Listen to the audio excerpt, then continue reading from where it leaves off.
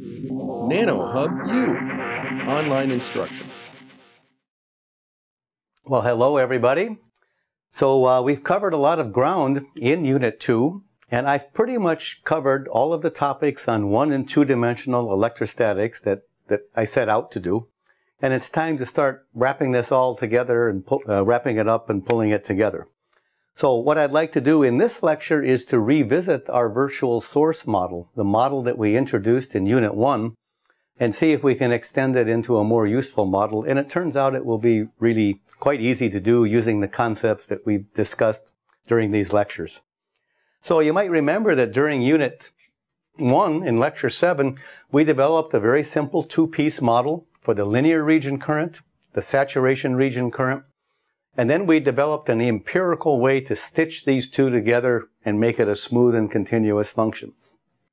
We put that together into a simple model that we called the level 0 virtual source model. It's a very basic model, actually too basic to be useful, but by the end of this lecture we'll have a model that is really quite useful. So these were the basic elements of the model, and the interesting part was that we only had 8 parameters in this model. That's a relatively small number. Most of them were physical parameters, things like oxide capacitance, threshold voltage, series resistance, things that we were easily able to interpret. There was this empirical parameter beta that was used to connect the linear region to the saturation region. That was really the only empirical part of the model. Now, you should remember that these voltages in this model refer to the voltages on the intrinsic device, not the voltages that we apply to the actual metal contacts. There is some series resistance between those contacts and the source and the drain, but that's easy to account. We just account for the volt drop in those series resistances, and then we can include them in the overall model as well. So this is where we're starting, and we hope to make this into a much better model. Now, just a word about why do we call this a virtual source model. So we're identifying the top of the barrier, the key point that we move up and down with the gate voltage as the virtual source. And that's a point where if we've been successful with the electrostatic design of the MOSFET, then 1D MOS electrostatics applies and we know the charge at the top of the barrier. In a well-designed MOSFET, well-designed electrostatically, the charge at the top of the barrier, or this place we call the virtual source, is given by this simple expression that's the one that we derived for 1D MOS electrostatics. Even though the device may be very, very short, if we've designed the electrostatics properly, this 1D expression applies. There's only one change. The threshold voltage is weakly, if we've designed it well, weakly dependent on the drain voltage. So if we know the charge at that point, that's the point that we are going to focus on in deriving the IV characteristics. Now we have inversion charge, mobile charge versus gate voltage, little charge below threshold, and then a lot of charge above threshold. And we have seen that this small charge, which is important these days and gives us the leakage current of the transistor, behaves exponentially. It increases exponentially with gate voltage and subthreshold. And we have to plot it on a log plot if we actually want to see it. Above threshold, the mobile charge versus gate voltage is even simpler. It just increases linearly with gate voltage. The capacitance here, we call the gate capacitance in strong inversion. It's a little bit less than the oxide capacitance, just the parallel plate capacitance due to the thickness of the oxide. And it's less because of the semiconductor capacitance, maybe some other effects like poly depletion and other more advanced effects that might be going on as well. In a well-designed transistor, we hope that the inversion gate capacitance is close to the oxide capacitance. Now, what we need to do, and what we'll discuss a little bit in this lecture, is how we treat both subthreshold and above threshold in one smooth continuous model. And we'll discuss that a little bit later. But before we do that, I just want to stop and say a few words about the subthreshold current. Because we're going to extend the virtual source model so that it will be able to treat this subthreshold current. So if we plot the current on a log plot versus gate voltage, this is our transfer characteristic. We have some fixed drain voltage here. there were some important parameters that we discussed in Unit 1. One was the subthreshold swing. That's how many millivolts we have to increase the gate voltage by in order to get a factor of 10 or a decade improvement in the drain current. We have this off current. When we apply 0 volts to the gate, we're going to have some leakage current because there is going to be some band bending due to the metal semiconductor work function difference. There are going to be some electrons there near the surface, and that's going to give us a leakage current that we call the off current. And then the on current is going to go linearly with power supply voltage when we apply the power supply voltage to the gate, VDD minus VT. So those are important parameters. Now, current is a product of charge times velocity. So we now understand the mobile current.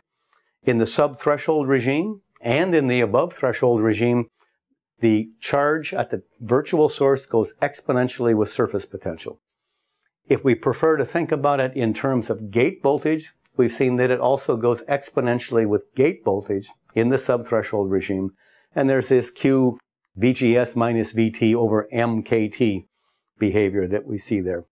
The current is going to be proportional to this charge, so we expect the drain current to go exponentially with the surface potential, or if we prefer to think in terms of voltages that we can actually apply, it's also exponential with the gate voltage in the subthreshold regime. Now we can look a little more closely at this subthreshold swing and see what it's determined by. So I have these expressions that we've just discussed. This parameter M is always a little bit bigger than 1, unless we have a fully depleted structure like an extremely thin SOI structure that we discussed, then M is essentially exactly 1.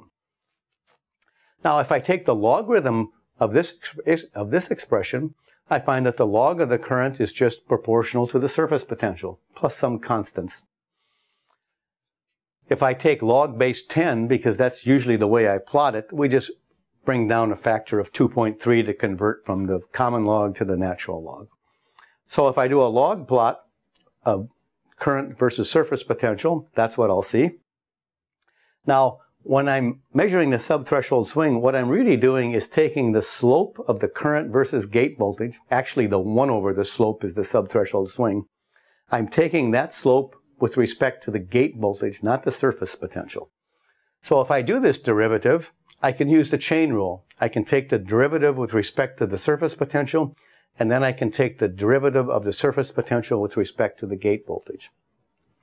Now, the internal physics is that current goes exponentially with surface potential because it exponentially depends on hopping over that barrier. So the first term is just going to give me a 1 over 2.3 kT over Q. All right, that's just differentiating this term here. Now, the second term, I'm going to have to differentiate this term, and that brings down a factor of 1 over M. So there are two separate factors. The first one is the intrinsic dependence of the current on surface potential. The second factor is how the surface potential depends on gate voltage. That's what the 1 over M is. So we end up with this expression that every device engineer is familiar with. The subthreshold swing is 2.3 M kT over Q millivolts per decade. That's what gives us our subthreshold swing. And we remember that this parameter M comes from a voltage divider ratio, the oxide capacitance and the depletion capacitance in series with it. Okay, so we have this expression for the subthreshold swing. We put in numbers, it's typically close to 1, or if we have a fully depleted structure, it can be exactly 1. It always must be greater than or equal to 60 millivolts per decade at room temperature. And typically, a good transistor, it's well under 100 millivolts per decade, maybe 70 or so in a really good transistor. So that's just to get us calibrated on what that is. Now, why am I spending so much time talking about subthreshold swing? It's because it's a really important factor. And the reason it's important is because it determines the minimum power supply voltage that we can use. And you'll recall in Unit 1 when we talked about circuit performance and power dissipation, the dynamic power goes as the supply voltage squared. So we would like to operate a transistor at as small a voltage as possible.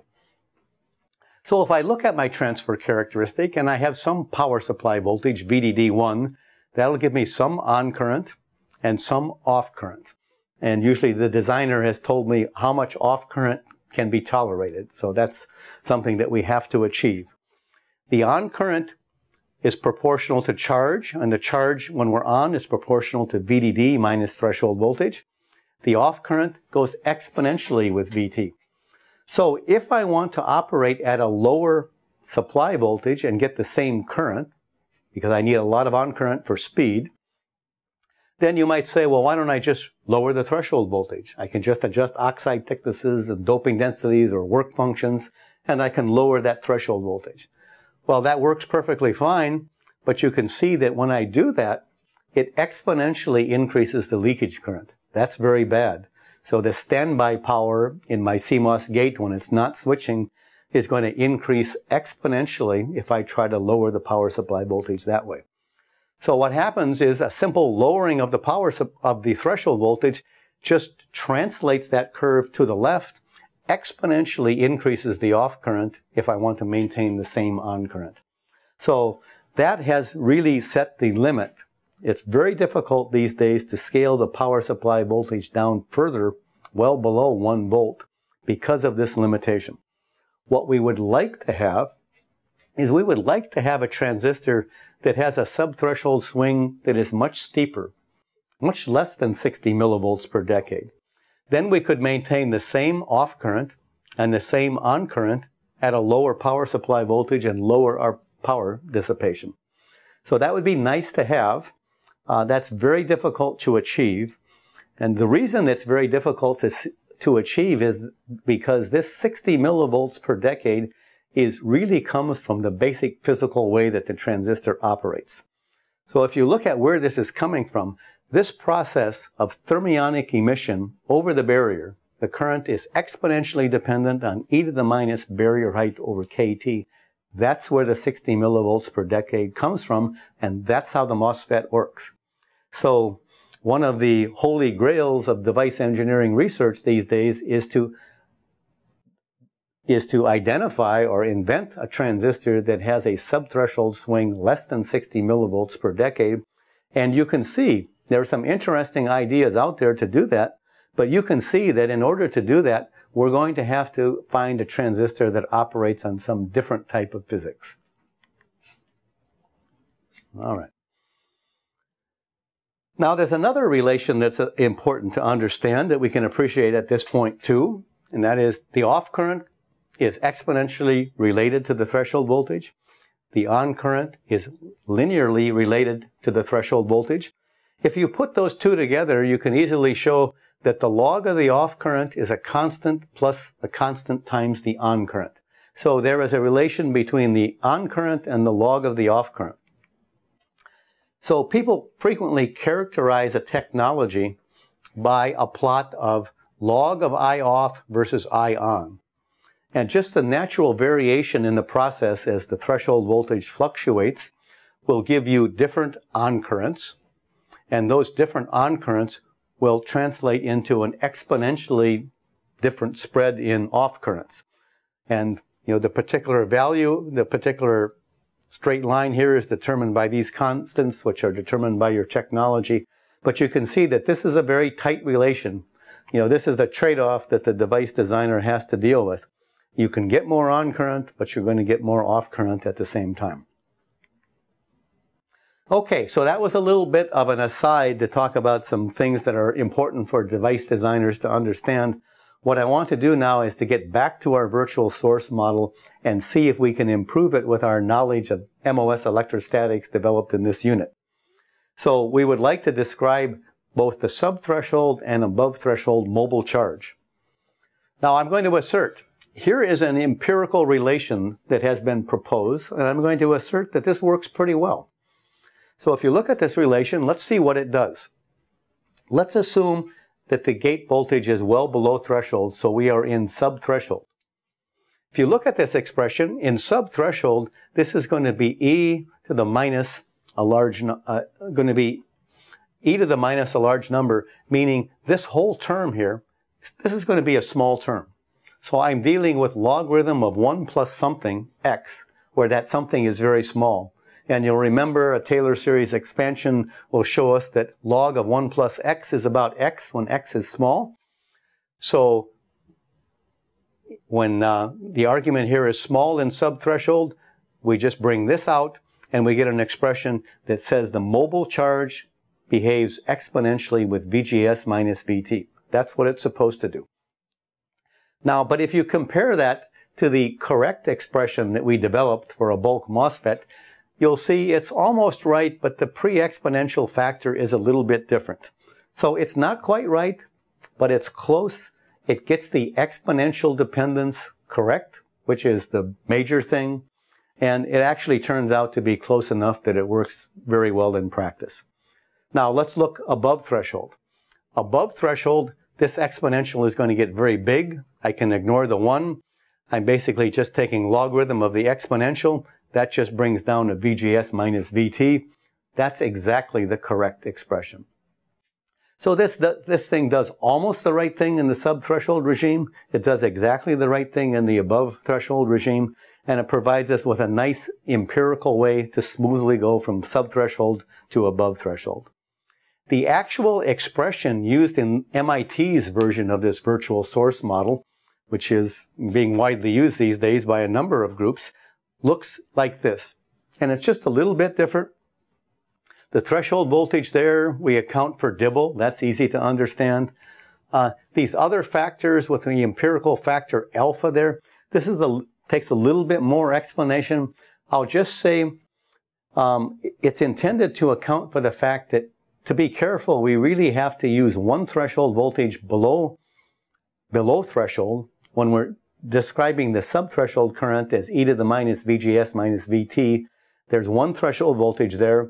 When we're describing the above threshold mobile charge as being proportional to VG minus VT, that's actually a different VT. The reason it's different is that the bands are bent a little more than 2 psi B in strong inversion. And in order to account for that, there's some additional empirical factor that's introduced to do that. And you can read more about that in the paper that describes this model. But that's something that needs to be done in order to get an accurate model. So we can call this our level 1 virtual source model. Starts out with the same drain current expression. We now have an improved expression that will allow us to do subthreshold as well as above threshold continuously. We will continue to stitch the linear region velocity and saturation region velocity together with the same empirical saturation function, and VD-sat is given by the same expression we used before. So now we have 10 parameters, and that's still a rather small number of parameters to describe this real device.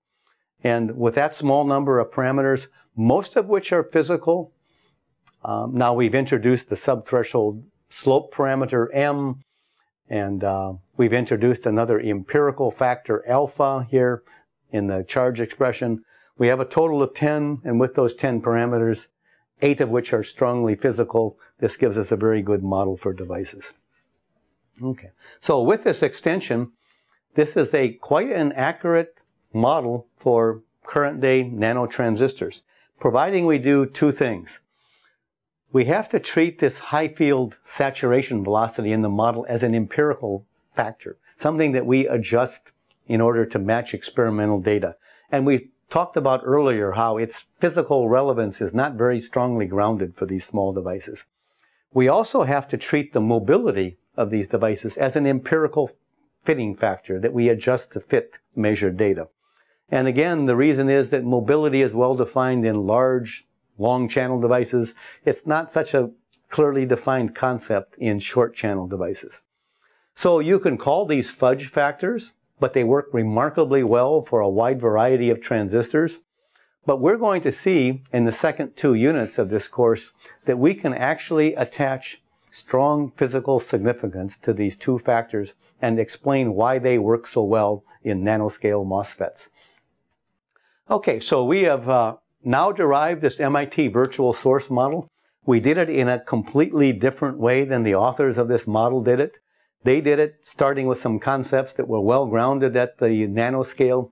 We did it by starting with some familiar concepts from the traditional MOSFET theory and saying that, well, if we just adjust these two parameters, we'll be able to do it okay. We end up with the same model. We're going to explain the physics of what's going on here in the second 2 units of the course. If you're interested in playing with this model, you can download it at this website. All right, so we're beginning to make a transition now. In the next lecture, we'll review where we stand, but then we'll move on to Unit 3. Unit 2 was all about the charge.